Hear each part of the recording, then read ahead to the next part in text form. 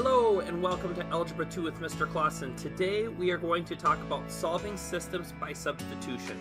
And specifically what I want to talk about today is solving systems of equations by substitution.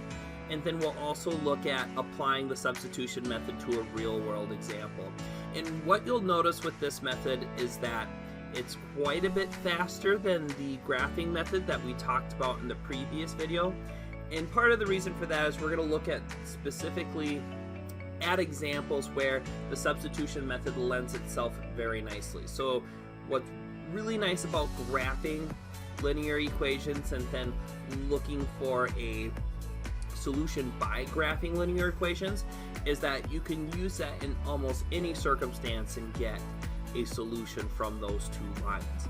But one of the things that we're going to talk about in this video is the substitution method, which is a quicker method given certain types of conditions, and then the next video will be on the elimination method, which is another technique that can be used to solve for a solution within a system of linear equations much more quickly, assuming certain criteria are met. And so that's what we're going to look at specifically in this video.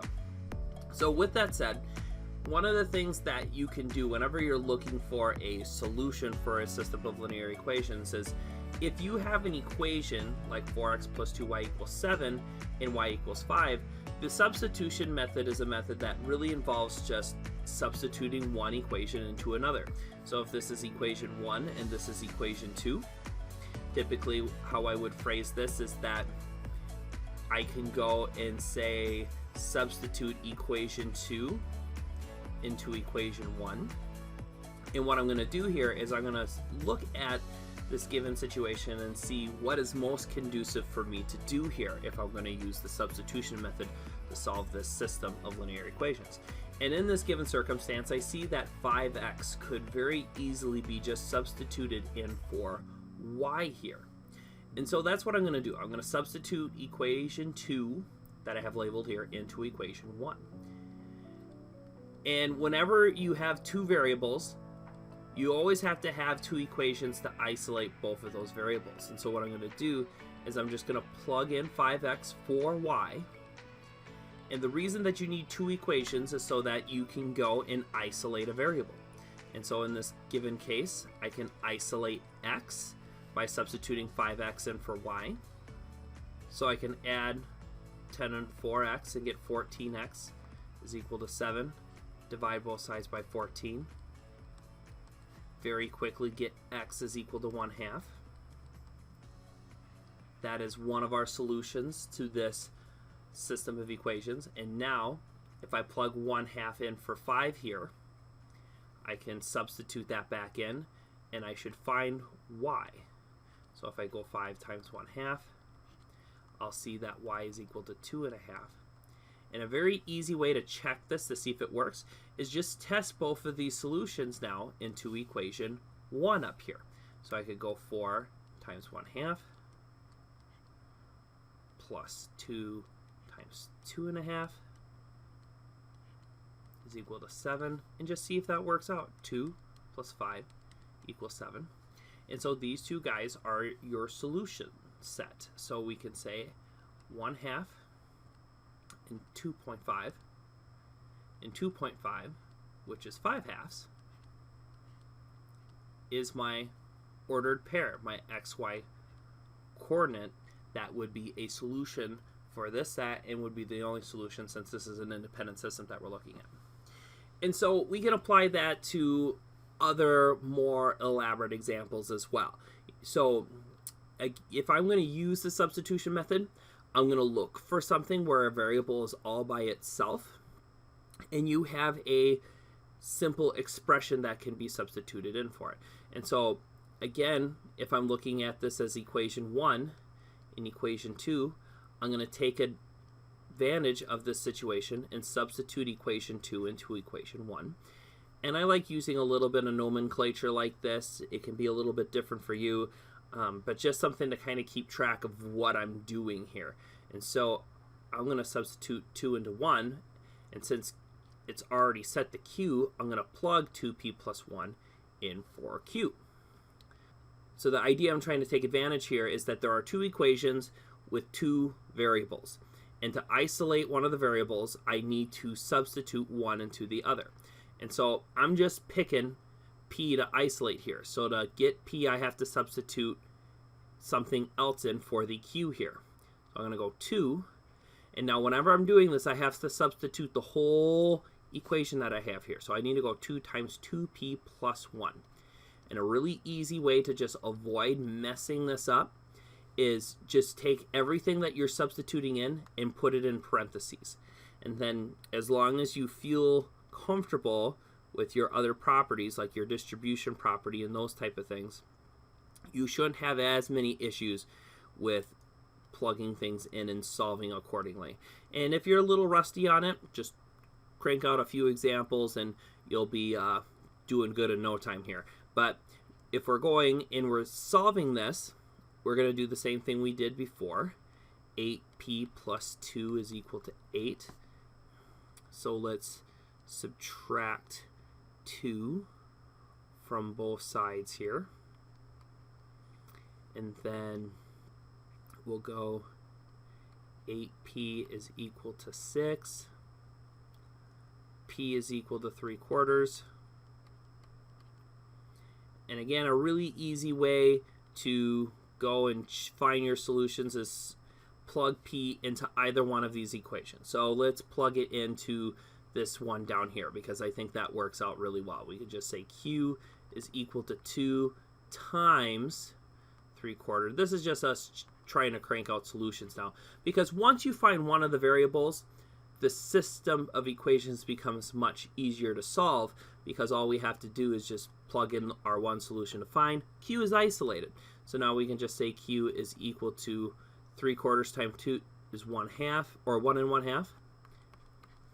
And we can say Q is equal to 2.5 or 5/2,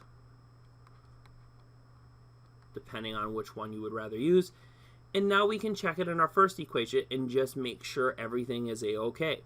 You know, maybe you're sitting here and going, wow, 3/4, that feels a little weird. Well, just plug it in, and as long as your equation is true, you know that P at 3/4 and Q at 5/2 is the only pair of solutions that's going to work in this given circumstance. So now I'm going to go plug this in. 4 times 3/4, well, 3/4, this would equal 3. And 2 times 5/2 would be 5. Last time I checked, 3 plus 5 is equal to 8. So those solutions are good. And 3/4 and 5/2 would be your coordinate pair. And again, this would be assuming that P and Q are the coordinates for that coordinate pair. And for most of these solutions, you know, if you said P is equal to 3/4 and Q is equal to 2.5 or 5/2, that is going to be acceptable, at least in my course, unless I specifically ask for an ordered pair. Now, if we want to apply the substitution method to a real-world example, I have one on here where I'm talking about a boat can travel 24 miles in 3 hours when traveling with a current. Against the same current, it can travel only 16 miles in 4 hours. Find the rate of the current and the rate of the boat in still water. And one of the things that we're going to keep exploring throughout this course is word problems and practicing making equations, and then using the techniques that we're learning in the class to answer these real-world problems. So one of the things that we have in a given situation is we have some information downstream and we have some information upstream. And we know we can travel 24 miles in 3 hours. All right, and so we can go 8 miles per hour one way, and we can go 16 miles over 4 hours, right? You simplify that out, that'll be 4 miles per hour. And if you've never really written out the units this way, this is something I would encourage you to do, because we're looking up rates. This is stuff that we explore in our class and our math labs that we do.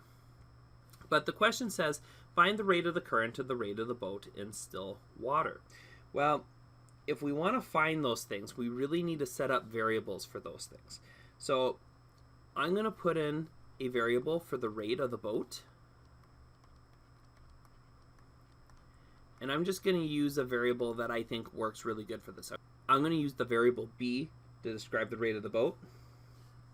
And then I'm going to make another variable for the rate of the current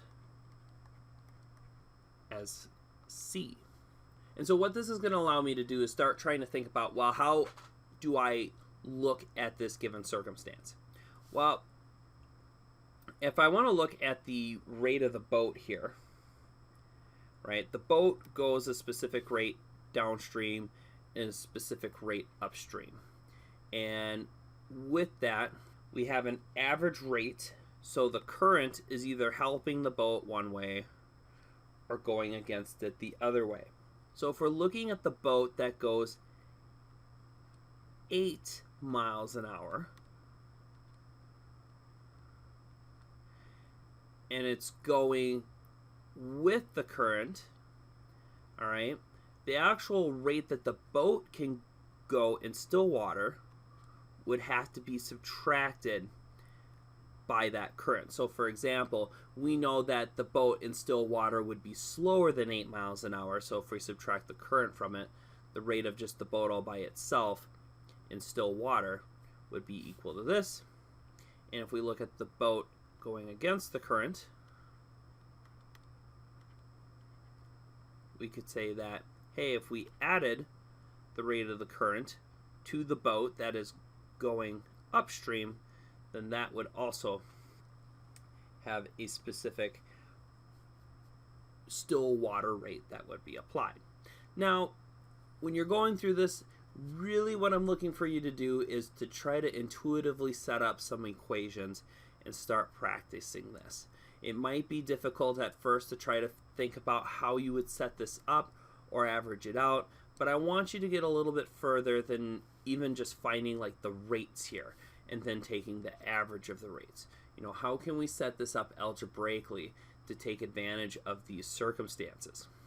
Because what I'm going to show you here is that, you know, if we can start looking at our variables and defining those and then setting up equations, then we can take equations and practice things like substituting them into each other.